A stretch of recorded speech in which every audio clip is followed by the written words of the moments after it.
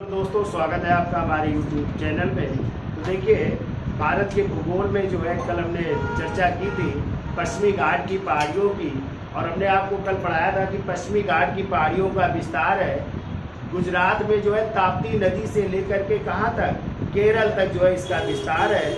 और ये भी बताया था कि जो है इसकी ऊंचाई जो है या औसत ऊंचाई जो है कितनी है, 1600 मीटर इसकी औसत ऊंचाई है। फिर हमने आपको बताया था इसी पश्चिमी घाट को एक और नाम से जानते हैं, किस नाम से, सह्याद्री के नाम से जानते हैं। किस नाम से, सह्याद्री के। और इस सह्याद्री को भी दो भागों में बांटा गया है, उत्तरी सह्याद्री और दक्षिणी सह्याद्री। तो यदि आ जाए उत्तरी सह्याद्री को दक्षिण सह्याद्री से अलग करने वाला चैनल कौन सा है, तो क्या बताएंगे, 16 डिग्री चैनल, जो कहाँ से गुजरा है, गोवा से गुजरा है। ठीक है। फिर हमने आज बताया था कि कहीं कहीं मिल जाता है कि सह्याद्री को 3 भागों में बांटा गया, उत्तरी सह्याद्री, दक्षिणी सह्याद्री और मध्य सह्याद्री। कभी आ जाए मध्य सह्याद्री का इलाका कितने डिग्री चैनल में गुजरता है, तो वो कह सकते हैं 11 डिग्री चैनल, जो कहाँ से है, न्यू मंगलौर से। ठीक है। तो वो मध्य सह्याद्री भी कुछ लोग कह देते हैं, लेकिन बाकी उत्तरी सह्याद्री और दक्षिणी सह्याद्री को अलग करने वाला चैनल कौन सा है, 16 डिग्री चैनल है। ठीक है। अब देखो, पश्चिमी घाट में जो है कई जो पर्वत श्रृंखला पाई जाती है, और पूर्वी घाट और पश्चिमी घाट को मिलाने वाली एक पर्वत श्रृंखला है जिसे कहते हैं नीलगिरी की पहाड़ियाँ। क्या कहते हैं, नीलगिरी की पहाड़ियाँ या ब्लू माउंटेन कहते हैं, और इसी को पूर्वी घाट और पश्चिमी घाट का मिलन बिंदु भी कहते हैं। ठीक है। और यदि पूछा जाए जो नीलगिरी की पहाड़ियाँ कितने राज्यों में विकसित है, कितने राज्यों में इसका विस्तार है, कहाँ विस्तार है, कर्नाटक में है, तमिलनाडु में है और केरल में विस्तार है। ठीक है।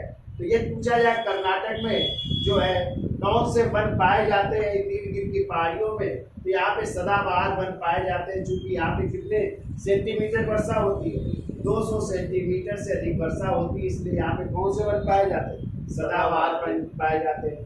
जबकि पूछा जाए इसी जो है नीलगिरी पहाड़ी की सबसे ऊंची चोटी कौन सी है, तो आप लोग क्या बताएंगे, दुद्धा बेटा, जो प्रायद्वीपीय भारत की दूसरी ऊंची चोटी और नीलगिरी की पहाड़ी की सबसे ऊंची चोटी है, जिसकी ऊंचाई कितनी है, 2637 मीटर है। ठीक है। तो ये नीलगिरी की जो है सबसे ऊंची चोटी हो जाएगी, और प्रायद्वीपीय भारत की क्या हो जाएगी, दूसरी सबसे ऊंची चोटी। क्योंकि प्रायद्वीपीय भारत की सबसे ऊंची चोटी क्या है, अनाई, जो कहाँ पाई जाएगी, अन्नामलाई की पहाड़ियों में पाई जाएगी।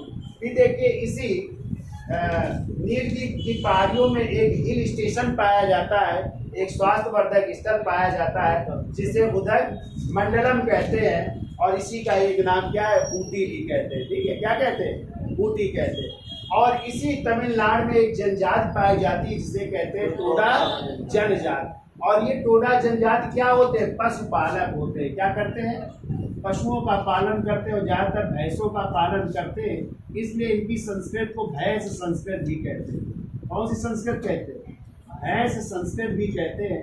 और कहते हैं ये टोडा जनजाति के लोग होते हैं, ये क्या होते हैं, बहुपति, क्या होते हैं, यहाँ पे बहुपति प्रथा प्रचलित है। कौन सी प्रथा प्रचलित है, मतलब एक महिला जो है क्या कर सकती है, कई पतियों को रख सकती है, तो बहुपति प्रथा प्रचलित है। ठीक है। ये क्वेश्चन आया हुआ है कि किस जनजाति में बहुपति प्रथा प्रचलित है, तो क्या बताएंगे, टोडा जनजाति में प्रचलित है। ठीक है। फिर इसके बाद जो है इसका विस्तार नीलगिरी की पहाड़ियों का केरल में भी है, और केरल में शांत घाटी पाई जाती है, जहाँ इसी को कहते हैं साइलेंट वैली, या इसी को क्या कहते हैं, मूक घाटी कहते हैं। और यहीं पर जो है क्या पाई जाती है, सर्वाधिक जैव विविधता पाई जाती है। क्वेश्चन आता है कि सर्वाधिक जैव विविधता कहाँ पाई जाती है, तो यह आंसर होगा पश्चिमी घाट, और पश्चिमी घाट का इस आंसर होगा या तो फिर केरल होगा, और केरल में ही आपकी क्या पाई जाती है, शांत घाटी पाई। ठीक है। तो आंदोलन भी हुआ था, शांत घाटी आंदोलन, जिसका नेतृत्व एक मलयालम कवित्री थी, सुगाता कुमारी के नेतृत्व में हुआ था। तो ये वही था शांत घाटी आंदोलन। ठीक है। फिर देखिए पश्चिमी घाट की पहाड़ी है अन्नामलाई की पहाड़ियाँ, और अन्नामलाई की पहाड़ियों का विस्तार पूछा जाए तो कहाँ कहाँ है, केरल और तमिलनाडु में है। इन्हीं अन्नामलाई की पहाड़ियों को हाथी पहाड़ी के नाम से भी जाना जाता है। और इसी अन्नामलाई की पूछा जाए सबसे ऊंची चोटी कौन सी है, या प्रायद्वीपीय भारत की सबसे ऊंची चोटी, या दक्षिण भारत की सबसे ऊंची चोटी, तो वो क्या हो जाएगी, अनाई गुड़ी हो जाएगी, जिसकी ऊंचाई कितनी है, 2695 मीटर है। ठीक है, तो ये प्रायद्वीपीय भारत की सबसे ऊंची चोटी है।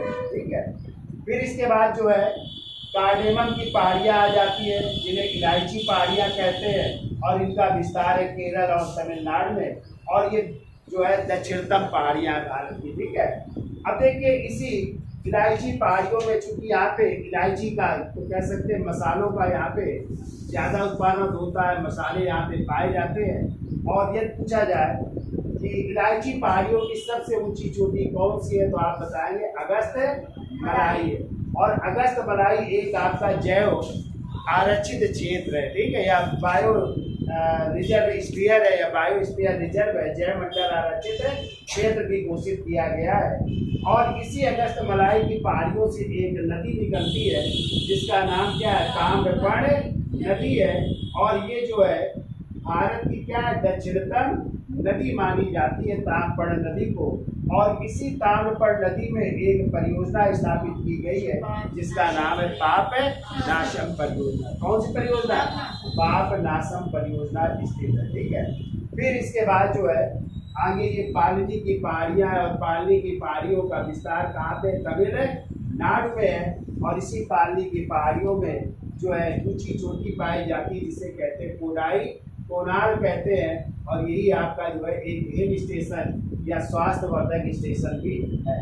और यहाँ पे कभी कभी एक और चोटी का नाम मिलता है, वो है खम्बाड़ी सिस्टीन का भी कई कई नाम मिल जाता है। यहाँ पे एक ऊंची चोटी खम्बाड़ी सिस्टीन भी पाई जाती है, खम्बाड़ी सिस्टीन भी पाई जाती है। ठीक है, तो ये यहाँ की जो है चोटियाँ है। लेकिन यदि आ जाए पश्चिमी घाट या उत्तरी सह्याद्री की सबसे ऊंची चोटी कौन सी है, तो क्या बताएंगे आप, कलम ने लिखा है काल सुबही। ठीक है, जिसकी ऊंचाई कितनी है, 1646 मीटर। और यदि आ जाए दक्षिणी सह्याद्री की सबसे ऊंची चोटी कौन सी, कुंद्रेमुख है, उसकी ऊंचाई कितनी है भाई, 1892 मीटर है। उसको भी याद रखना है। ठीक है, अब हम चर्चा कर लेते हैं पूर्वी घाट की। ठीक है, और पूर्वी घाट का विस्तार आपका कहाँ से शुरू होता है, तमिलनाडु से लेकर के जो है आपका जो है उड़ीसा तक। कहाँ पे, उड़ीसा में। और उड़ीसा में ही सबसे ऊंची चोटी है महेंद्रगिरी। ठीक है, तो महेंद्रगिरी की भी चर्चा करेंगे, और आंध्र प्रदेश में कौन कौन सी चोटियाँ उनकी भी चर्चा कर लेते। तो इसका स्क्रीनशॉट ले लो और हेडिंग डाल लीजिए पूर्वी घाट। तो देखिए आगे चर्चा कर लेते हैं पूर्वी घाट की पहाड़ियों की। और देखिए पूर्वी घाट की जो पहाड़ियाँ हैं वो जो है छोटे छोटे जो है पहाड़ियों के रूप में दिखाई देती है। ठीक है, छोटी छोटी जो है पहाड़ियों के रूप में दिखाई देती है। और कहते हैं प्राचीन काल में इन्हें जो है महेंद्रगिरी पर्वत के नाम से जाना जाता था। किस नाम से, महेंद्रगिरी पर्वत के नाम से जाना जाता था। और कहते हैं पूर्वी घाट नदियों द्वारा अपर्दित होने के कारण एक निरंतर पर्वत श्रृंखलाओं में नहीं है। ठीक है, तो आपको पता है कि सभी नदियां ज़्यादातर किस घाट में गिरती है, सब पूर्वी घाट में गिरती है ना। और इधर क्या बनाती है, डेल्टा। क्योंकि इधर जो है इनकी ऊंचाई कम है, जबकि पश्चिमी घाट में इनकी ऊंचाई ज़्यादा थी। पश्चिमी घाट में आपने पढ़ा था 1600 मीटर ऊंचाई थी, जबकि पूर्वी घाट में इनकी ऊंचाई है 600 मीटर। तो इधर कम ऊंचाई है, इस कारण इधर से क्या है, ढाल है। ढाल होने के कारण ही सभी नदियां कहाँ पर गिरती आकर के, बंगाल की खाड़ी में गिरती है। और आगे आपका किसका निर्माण होता है, डेल्टा का। और विश्व का सबसे बड़ा डेल्टा जो है वो है सुंदरबन डेल्टा, जो गंगा और ब्रह्मपुत्र नदियों का है। ठीक है, तो आप पढ़ेंगे यहाँ पे जो है जैसे गोदावरी, कावेरी, कृष्णा, ये सब नदियाँ कहाँ गिरती है, पूर्वी घाट में ही गिरती है। ठीक है, अब देखिए क्वेश्चन आता है कि इसकी औसत ऊंचाई कितनी है। तो अभी हमने बताया औसत ऊंचाई पूर्वी घाट की 600 मीटर है। और पूर्वी घाट की यदि पूछा जाए सबसे ऊंची चोटी कौन सी है, तो सबसे ऊंची चोटी है आर्माकोंडा, जो है 1680 मीटर, और कहाँ पे है? आंध्र प्रदेश में। लेकिन कुछ विद्वान इसको नहीं मानते हैं, ठीक है। कुछ लोग कहते हैं नहीं, पूर्वी घाट की सबसे ऊंची चोटी कौन सी है? महेंद्रगिरी श्रेणी है, जिसकी ऊंचाई है 1501 मीटर, और ये महेंद्रगिरी श्रेणी कहाँ पे स्थित है? उड़ीसा में, ठीक है। लेकिन उड़ीसा में एक और जो है ऊंची चोटी पाई जाती है, जिसका नाम है सिंगा राजू चोटी, जिसकी ऊंचाई है 1518 मीटर। तो कुछ लोग जो है सिंगा राजू को भी मानते हैं, सिंगा राजू चोटी, जिसकी ऊंचाई है 1518 मीटर, और ये भी उड़ीसा में है, ठीक है। यदि ये आंसर ना हो तो फिर आपका ज्यादातर आंसर क्या होता है? महेंद्रगिरी, जिसकी ऊंचाई कितनी है? 1501 मीटर। इसके अलावा जो है आंध्र प्रदेश में कुछ पहाड़ियां पाई जाती हैं, जिनमें कि नल्लाबलाई की पहाड़ी है, वेलिकोंडा की पहाड़ी है, फिर पालकोंडा की पहाड़ी है, और जबकि तमिलनाडु में जो है, जो वहाँ की मेन पहाड़ियाँ है वो है जावेदी की पहाड़ियाँ, और सबसे नीचे है कौन सी? सेवराय की पहाड़ी। और हमने आपको बताया था कि पूर्वी घाट और पश्चिमी घाट को मिलान करने वाली जो पहाड़ियाँ हैं, जिन्हें जो है पूर्वी घाट और पश्चिमी घाट का मिलन बिंदु कहते हैं या गांठ कहते हैं, वही है आपकी नीलगिरी की पहाड़ियाँ। तो ये आपकी क्या हो जाएगी? नीलगिरी की पहाड़ियाँ हो जाएंगी, ठीक है। तो आपको पूर्वी घाट में जो है कितनी पहाड़ियों के नाम याद रखने हैं, याद हो जाएंगी। तो तमिलनाडु में कौन कौन सी? सेवराय की पहाड़ियाँ और जावेदी की पहाड़ियाँ। आंध्र प्रदेश में पालकोंडा की पहाड़ियाँ, वेलिकोंडा की पहाड़ियाँ और नल्लामलाई की पहाड़ियाँ, ठीक है। जबकि आंध्र प्रदेश में एक और है, अरामाकोंडा कहते हैं, ये जो है पूर्वी घाट की सबसे ऊंची चोटी है। लेकिन कुछ लोग मानते हैं कि नहीं, पूर्वी घाट की सबसे ऊंची चोटी कौन सी? महेंद्रगिरी है, जो कहाँ पे है? उड़ीसा में, और इसकी ऊंचाई है 1501, ठीक है। चलिए इसी को हम दिखा देते हैं। ये चित्र बना लीजिए आप लोग और लिख भी लीजिए। तो लिखो, चलो बोल देते, लिखिए। पूर्वी घाट छोटी छोटी पहाड़ियों के रूप में दिखाई देता है। पूर्वी घाट छोटी छोटी पहाड़ियों के रूप में दिखाई देता है। पहाड़ियों के रूप में दिखाई देता है, और प्राचीन काल में इसे महेंद्रगिरी पर्वत कहते हैं। महेंद्रगिरी पर्वत कहते थे। अगला पॉइंट को, पूर्वी घाट नदियों द्वारा अपर्दित है। पूर्वी घाट नदियों द्वारा अपर्दित है।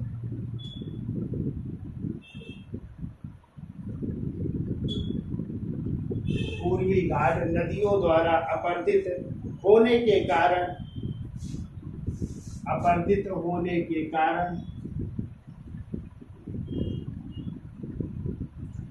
एक निरंतर पर्वत श्रृंखला में नहीं है। एक निरंतर पर्वत श्रृंखला में नहीं है। पर्वत श्रृंखला में नहीं है। तो आपने देखा होगा, एक छोटी छोटी पहाड़ियों के रूप में, टुकड़ों के रूप में ये श्रृंखला है, ठीक है। एक निरंतर श्रृंखला नहीं है, ठीक है। देखो इसका विस्तार, तो विस्तार लिखिए। इसका विस्तार कौन सी नदी है उड़ीसा में? महानदी। तो देखो इसका विस्तार महानदी उड़ीसा से, महानदी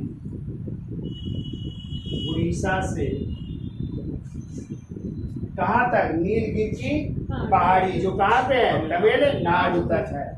नीलगिरी की पहाड़ी, नीलगिरी की पहाड़ी तमिलनाडु तक है। तो उड़ीसा में महानदी से लेकर के नीलगिरी की पहाड़ी तक स्थित है, ठीक है। कुल लंबाई लिखो 1300 किलोमीटर। कुल लंबाई है 1300 किलोमीटर में लंबा फैला हुआ है, और इसकी ऊंचाई लिख लो, औसत ऊंचाई,